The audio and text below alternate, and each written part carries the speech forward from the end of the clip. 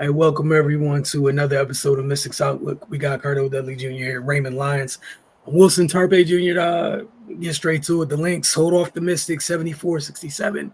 So Washington get off to a bit of a slow start. The last go round, Cardona was talking about how they kind of struggled to really show the fight they've been showing all season. In the previous game, that wasn't the case in this one. We saw them storm back into this game, even take a 7-point lead at one time. But then, some of those fourth quarter issues we've talked about several times throughout this year reared their ugly head.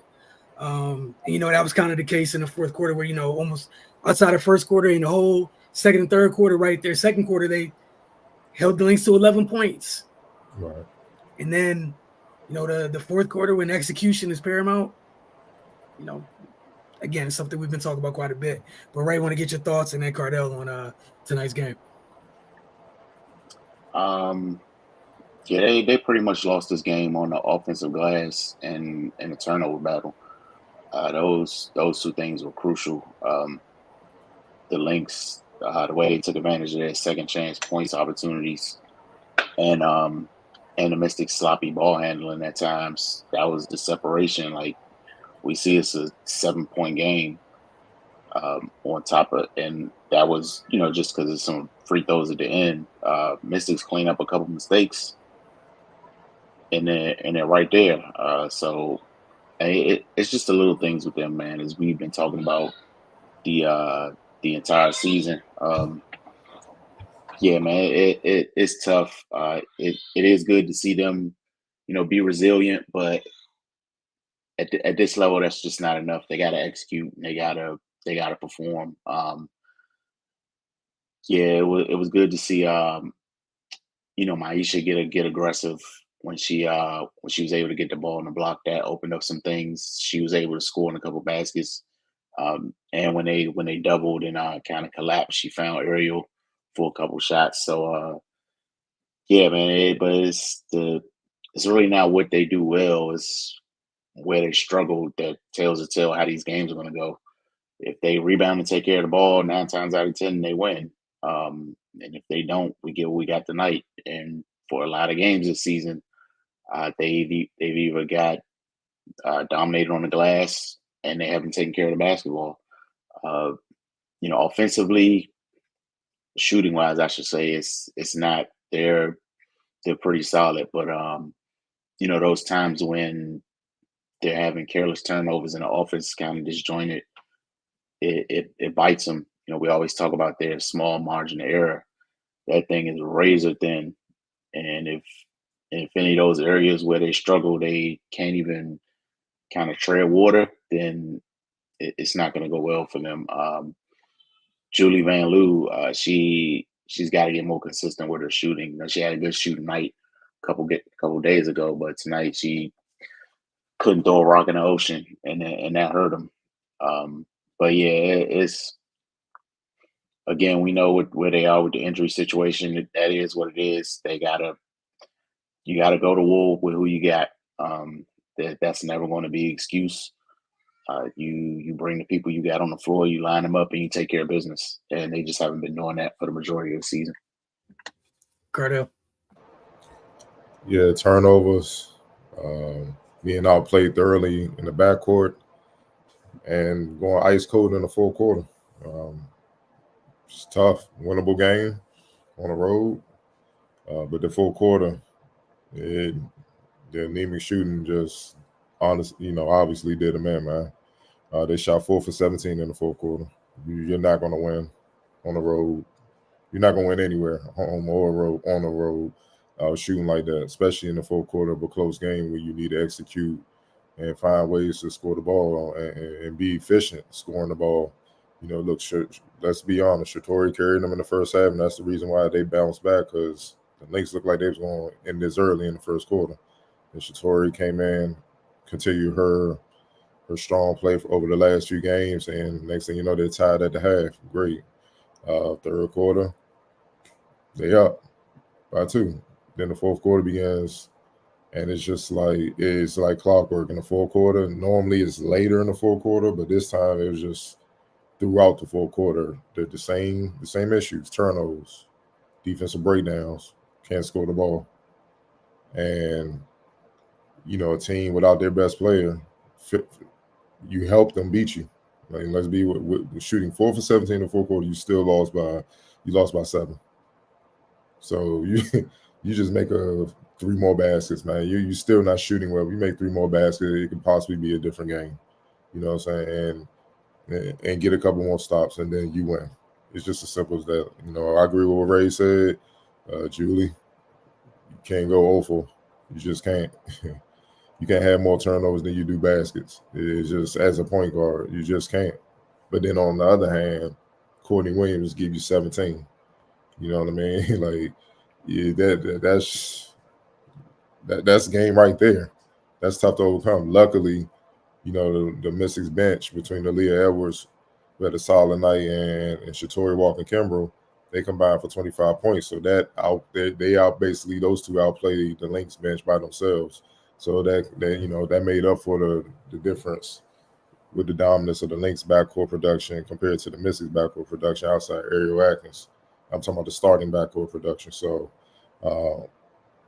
it's the same issues, man. And they're severely running out of time if they haven't ran out already, where the season's about to be lost, because it's going to be hard to make up 12 games, man.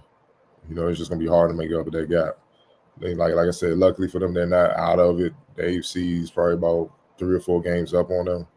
But they got to correct these things, and these issues aren't going away. And that's what makes it where it's like, is at that point where, you are what your record says you are. Because I don't see any improvement in the negatives in their game that has been plaguing them throughout the season. Turnovers and fourth quarter execution offensively, that's been there from day one. You see what I'm saying? So at this point, it's like, what can you do? I mean, if you haven't corrected it by now, why should there be much faith that you will correct it? You know what I mean? And even, with Brittany Sykes and Shakira coming back, of course it helps. But will the morale of the team allow them to believe and pull themselves out this hole? Time will tell. Yeah, like, just to echo what you guys said, that margin of error is so freaking thin. You couldn't afford 7 extra possessions in this game.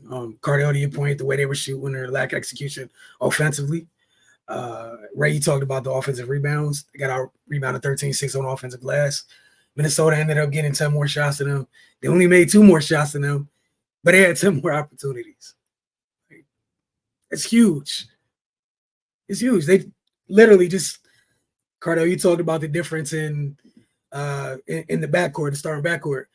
If the bench doesn't do what they do,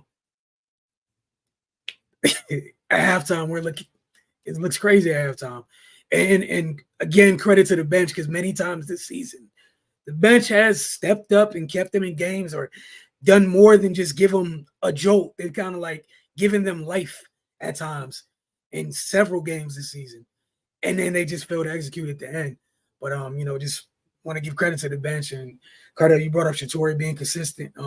She was using that in that second quarter for them. Almost all her production came in the first half for the most part. They needed every bit of it at that time. But yeah, man, you can't keep falling apart in different ways in that fourth quarter. Every time they get into a fourth quarter, I think, Cardell, you brought it up like maybe 8 games in, where they were in the league. And I'm pretty sure I don't need to go look at it. But it's the first thing that pops in my head every time is at that time, and we're talking about like maybe like 8 games ago at that time when you mentioned it, they were one of the worst teams in the league in terms of offensive rating in the fourth quarter, which that's winning time, man. You can't be bad at that moment and win games, man. It's just too much to overcome. But as always, got to ask you guys who you have for player of the game. Oh, man. Courtney Williams.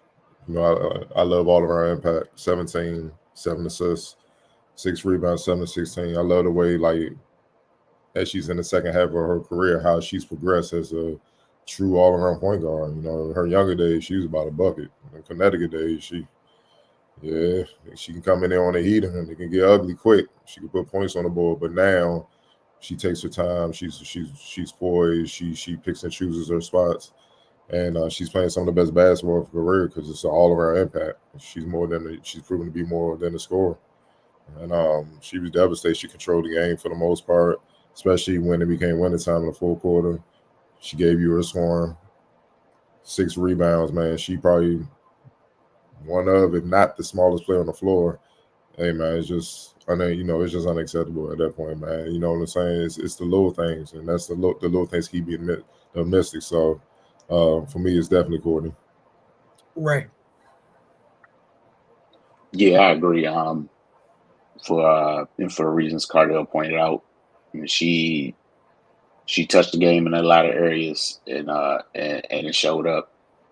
Especially coming down the stretch, when things got a little rocky for Minnesota, she reverted back to to her natural self and put the ball in the basket when it needed to be. And then, once things got a little settled, she just ran the offense and controlled the game. So and that was that was the difference, because even with the Mystics poor shooting in the fourth, at times Minnesota came down with a equally as sloppy possession, or it wasn't as disciplined as they could have been. But then the ball found Courtney, and she did her thing.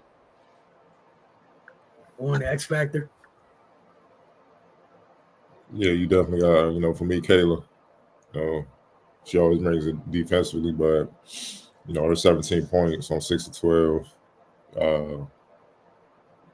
Especially with no fees, they needed somebody else to kind of, match Courtney with his going, because we know she's gonna put the ball in the hole, and McBride was that, and that's why I said their backcourt was the main factor and why they won, because they thoroughly outplayed the Mystics starting backcourt, and it wasn't just man Lou like D. Richards, awful.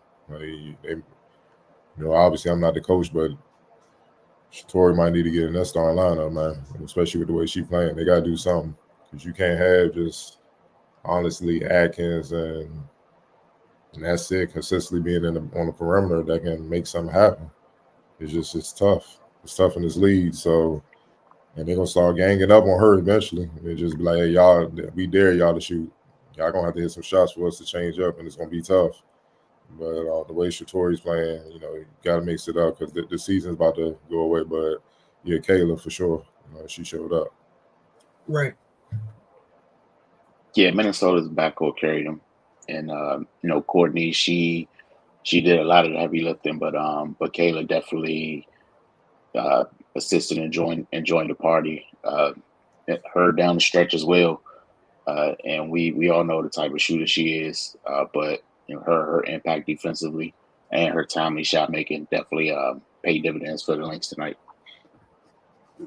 Yeah, I have no argument there at all. I also thought just the job Kayla did defensively, kind of slowing Shatori down, because Washington definitely missed Shatori's impact as that game went on. Minnesota clearly made it a point to put that fire out. And as you mentioned, Cardell, where it turns into kind of loading up on taking accounting for Ariel, counting for Tori. Maisha got some things going, but for other folks on the court going over, you dare them to do it. You dare them to do it. It cost them late. And Minnesota, again, continues to do what they're doing. Being one of the better teams and the best teams in the league. And for Washington, get a couple days to get yourself together. I think up next is the last game on their road trip is the Fever. And then they return home to play the Aces. So again, the WNBA schedule is not for the week. We'll see how they go, see if they can bounce back. Next week, we'll catch up with y'all then. Enjoy the rest of y'all weekend.